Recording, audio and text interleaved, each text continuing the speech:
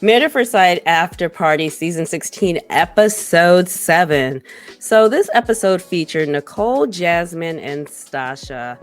I like Stasha as a special guest on this show. With her personality and experience on Married at First Sight, I felt her comments were sometimes funny and insightful. I'm Tamara, and this is Tamara Lynette Tells. Let's get into it.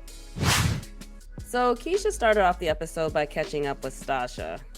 Stasha feels the demise of her marriage was a lack of maturity.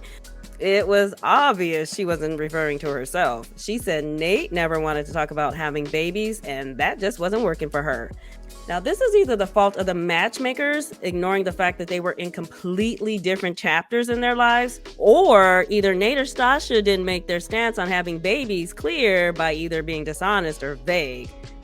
So she went on to say that she's looking for her dad. If you recall, she doesn't know her dad, and he didn't even have a hand in raising her.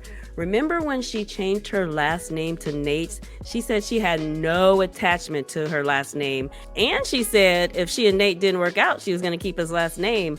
I wonder if she will stick to that.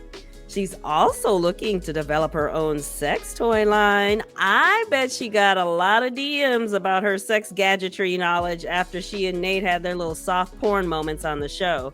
So she's looking to capitalize, and I ain't mad at her. Shoot, remember Dr. Pepper's supposed to be the sexologist on the show. I bet nobody's checking for her sex toy line. I'm just saying. Stasha just better hurry up and get it out there because her popularity from the show will fade after a couple of years. You don't believe me? We're at the beginning of season 16 at the time I produced this video. Name all of the couples from season 13 Houston. I'll wait. How'd you do?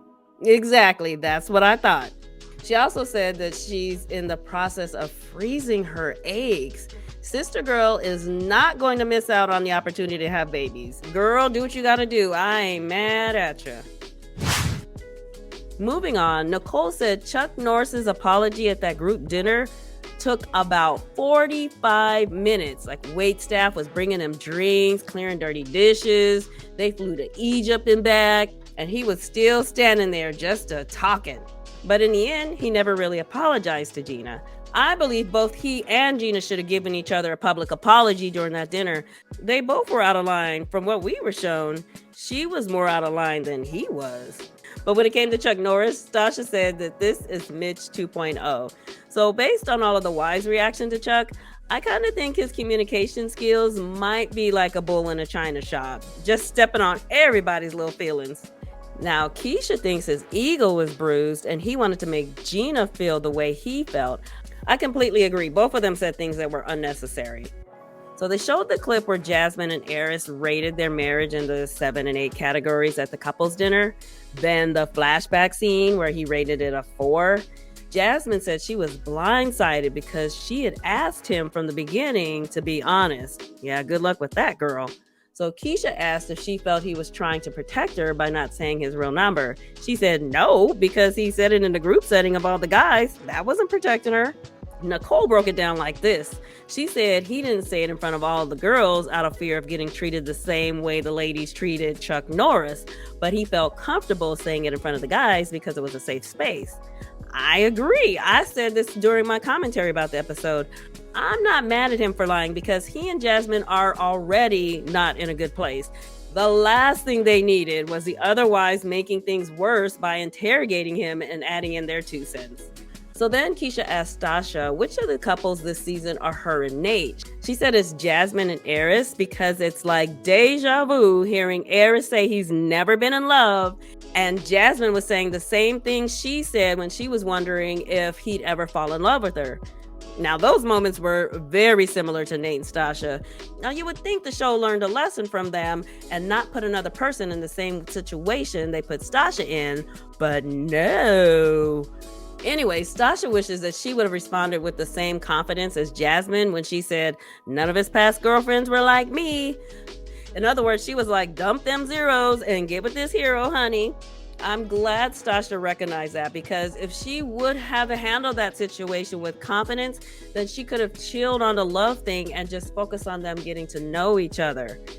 So they showed the scene where Airris told Jasmine that he was feeling more of a friendly vibe. During that conversation, Jasmine mentioned that they had some complications during the honeymoon. Keisha asked her what she meant by that. Well, they decided to follow each other on Instagram, right? They noticed they had some mutual friends, so they started asking each other, like, how do you know this person? How do you know that person? Jasmine asked, how do you know her? And he was like, oh, that's your mutual friend? Well, I might have slept with her 2 weeks ago, meaning just 2 weeks before they got married. Come on now, is Nashville that small? Or has he been so deep in the streets that she's bound to know someone he's bumped and grind with? Now, I remember when Airris met with the grooms before they got married, and he said he had just had sex like a week ago. I wonder if he was referring to her. Maybe, maybe not. It's possible that he was slanging his dipstick all over town days before he got picked for the show. Her friend may have not have been the only one. Apparently, he claims that he was dating this lady and had to break it off with her once he found out he had a match, sounding like Chris and Paige from season 12. So anyway, Jasmine said after hearing all of that, she walked out of the room and gave him the silent treatment for a little bit to process this information. Now, keep in mind that the casting for this show takes several months. So when he was running the streets with that other woman, he knew he was one of the finalists and had a good chance of being picked. I just feel like this dude is playing everybody. I don't think he's serious at all and didn't fully understand what he was signing up for. And now he's in over his resting bastard face head. Then Keisha asked if anything happened at the dinner that we didn't see. Nicole said that Dom and Mac were all over each other throughout the dinner, to the point that the others were wondering if they had already consummated their marriage. So after dinner, there were dancers that came over and everyone was dancing. Then Dom and Mac slipped away. Nicole's not sure if they went off to get their freak on or to have a conversation. Now, the cast always says that we only see a sliver of what really happens between them. I wonder if these two are getting along better than we were led to believe, and if they were leaving scratches on that headboard all along. I don't know. So they moved on and played the scene where Chris was bawling his eyes out. I'm so glad that Keisha called out that moment. She said what I said. She thought somebody had died. So Stasha was making jokes about how she's caught up in the Matrix because that reminded her of Alexis and Justin.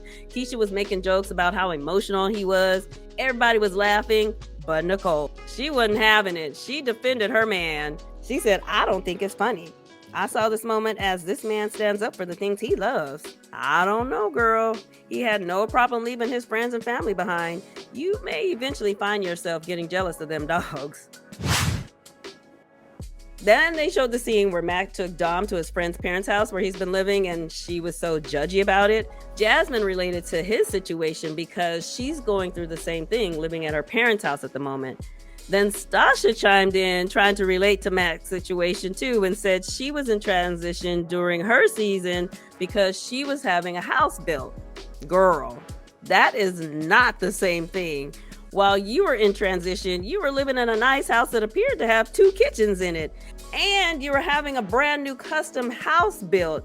This is not the same as living in your friend's parents' house, honey.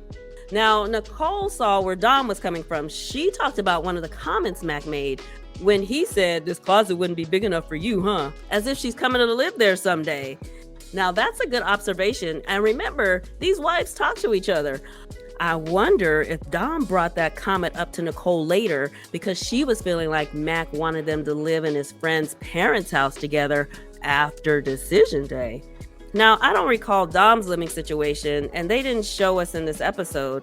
I mean, honestly, I only skimmed through those pre-wedding episodes where they visit the cast members' houses, so I don't know if her home is better than his situation. But it is weird to suggest that they might want to live in his friend's parents' house together.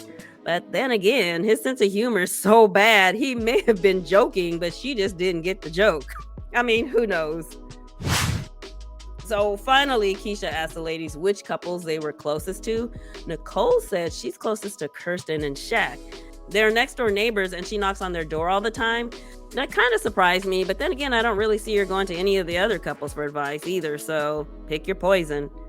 Now, Jasmine said that she and Airris are in no man's land. Like, their apartment is far from everyone else, plus she has an opposite schedule than everyone else because she works at night. so we never heard her name a couple that she's closest to. I wonder if she's the type that kind of keeps her business to herself and doesn't want to get caught up on the gossip train.